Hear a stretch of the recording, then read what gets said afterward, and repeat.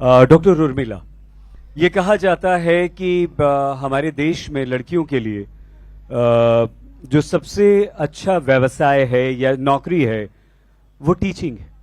आप पढ़ा लीजिए, आप स्कूल में चले जाइए, टीचर बन जाइए, आपको लगता है कि आप एकदम, घर वालों को लगता है आप सुरक्षित हैं, आप बहुत अच्छी नौकरी कर रही हैं, आप युवा पीढ़ी का निर्माण कर रही हैं, राष्ट्र निर्माण में सहयोग कर रही हैं, और इससे कहीं ज्यादा अधिक उनके मन में यह होता है कि आप सुरक्षित हैं, आप भेड़ियों के बीच में नहीं हैं। मैं क्षमा कर रहा हूं, आज आप दोनों से इसी तरह के प्रश्न होंगे।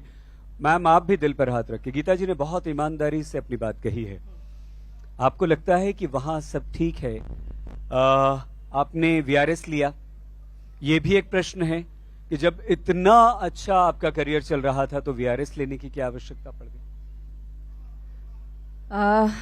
वीआरएस तो मैंने अपने व्यक्तिगत कारणों से लिया है, और जहां तक ये सारी की सारी चीजें जो बच्चियों के बारे में या शिक्षा के बारे में आप कह रहे हैं, बिल्कुल आप सही कह रहे हैं। शुरू में मेरा प्रशासनिक सेवा के लिए सिलेक्शन हो गया था, और मैं आज भी उस बात के लिए इतनी दुखी रहती हूं कि मुझे तब क्यों नहीं जाना चाहिए था।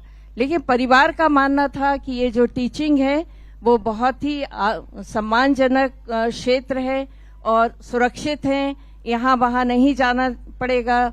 प्रशासनिक सेवा में गांव देहात और दुनिया भर की जो झंझटें होती हैं वो सारी की सारी होंगी।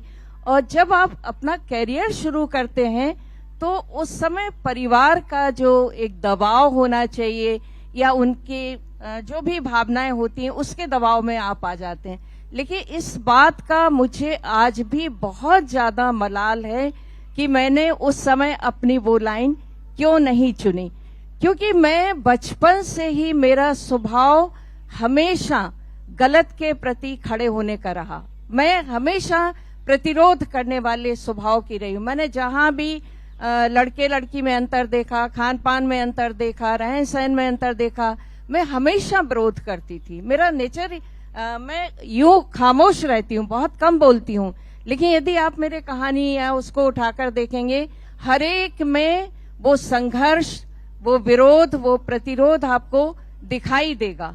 तो ये खामोशी की जो भाषा है उसको प्रतिरोध में कैसे बदला जाए। और सईद जी, जिस शहर में मैं रहती हूँ वो शहर गंगा जमनी तहजीब का शहर माना जाता है, लेकिन वहां भी लड़कियों की जो एजुकेशन है, बहुत ब्रिलियंट लड़कियां हैं, उनके परिवार वाले उनको बिठाल देते हैं घर में कि अब आगे नहीं पढ़ना है, चाहे आर्थिक स्थिति हो या घर की परंपराएं हो या सा।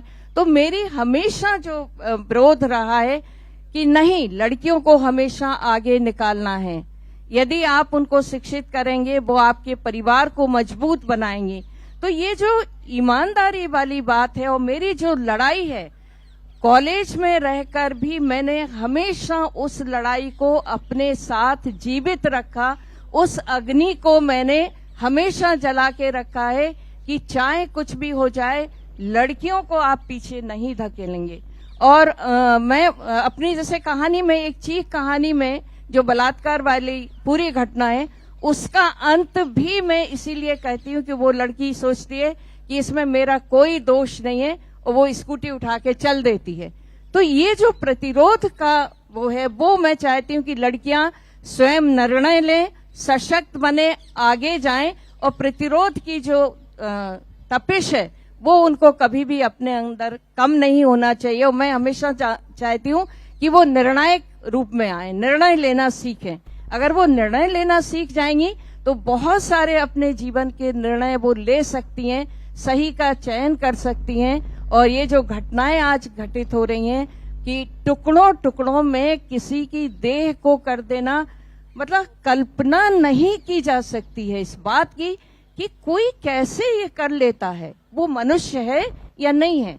तो मैं ये सोचती कि ये लड़कियां क्यों नहीं डिसीजन लेती हैं गलत के प्रति, कि आप मार खा रही हैं, पिट रही हैं, गालियां खा रही हैं, सब कुछ कर रही हैं, और एक इस उम्मीद में कि जो व्यक्ति आज नहीं सुधरेगा वो कल कैसे सुधरेगा। तो यदि आप डिसीजन मेकर हैं, आप अपने निर्णय लेती हैं, तो कहीं ना कहीं इस जो हिंसा है, ये जो मार काट है, ये सारी की सारी चीजों से आप बच सकती हैं। मैं हमेशा यही कहती हूँ।